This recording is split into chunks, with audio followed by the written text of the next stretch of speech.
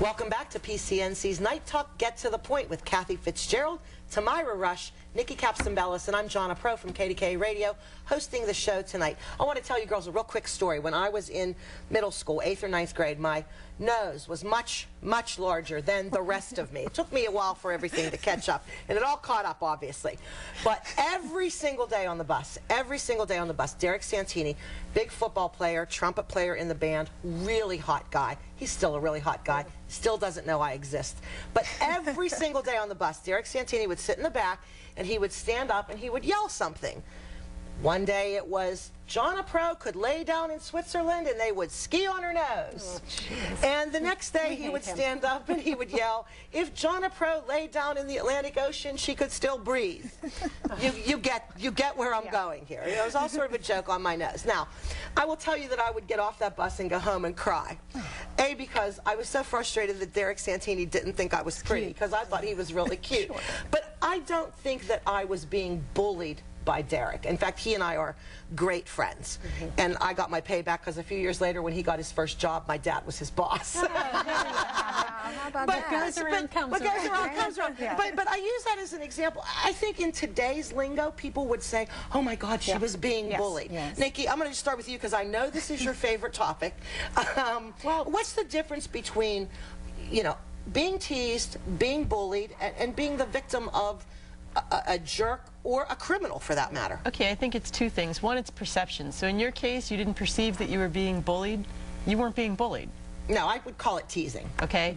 But the other ingredient, which I think is more important, is power. Okay? If there is a difference in power between the two parties, okay, the person who's weaker is being bullied. Okay, I think the reason that this subject is kind of near and dear to my heart is this is a word that's become a buzzword, especially in politics. When you start talking about politicians bullying each other in a format like a debate, these are people who have paid staff, teleprompters, people who basically tell them exactly what to do and say, and prep teams.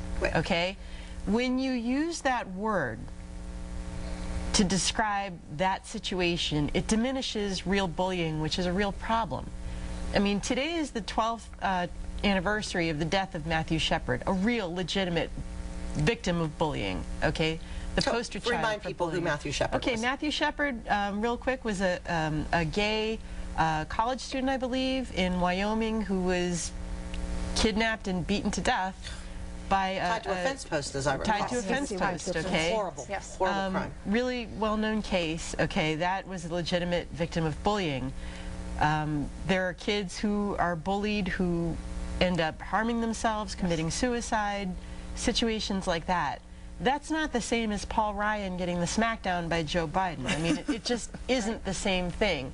My 12-year-old son, Tim, said to me yesterday, he was repeating a word over and over again like kids tend to do, and said, sometimes when you just say the same word over and over again, it loses its meaning. I think that's what's happening here. When you trot out the word bullying to describe situations that aren't, you're taking away from people for whom it's actually appropriate.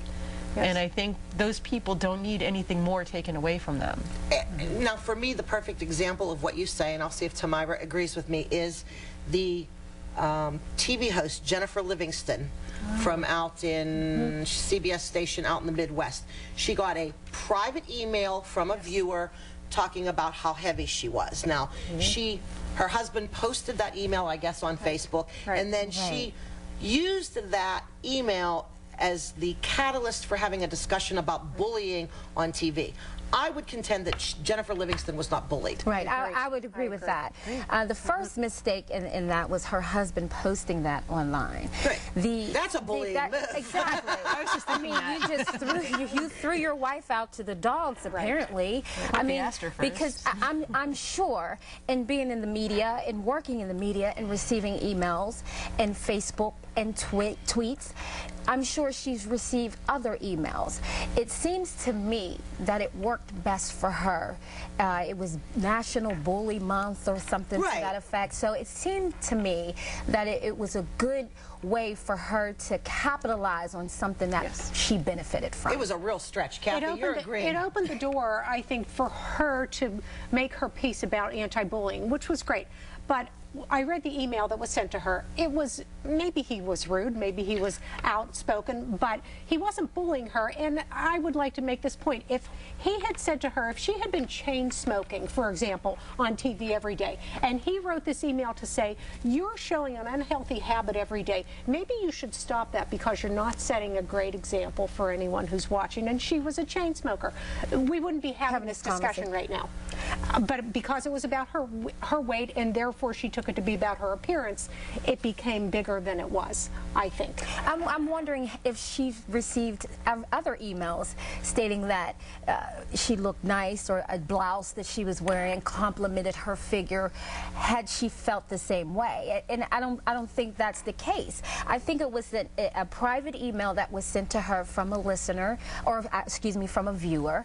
And I think that that's something that could have been taking place behind closed doors, and not, you know, open to the public. So then when people start to jump on board and start responding to text messages or emails or Facebook messages, then it opened up a can of worms. So now you have to defend what you had, in which you didn't have to defend in the beginning. She made this guy into a celebrity. Yes. And he should have been ignored. And just, I think she had, actually, I personally think that it was an important conversation to have, and if she wanted to use this as a conduit to do that, great. I think it was a great conversation to have. Not bullying. That's all. We're going to pick up this topic when we get back on PCNC's Night Talk. Get to the point. I'm Jonna Pro.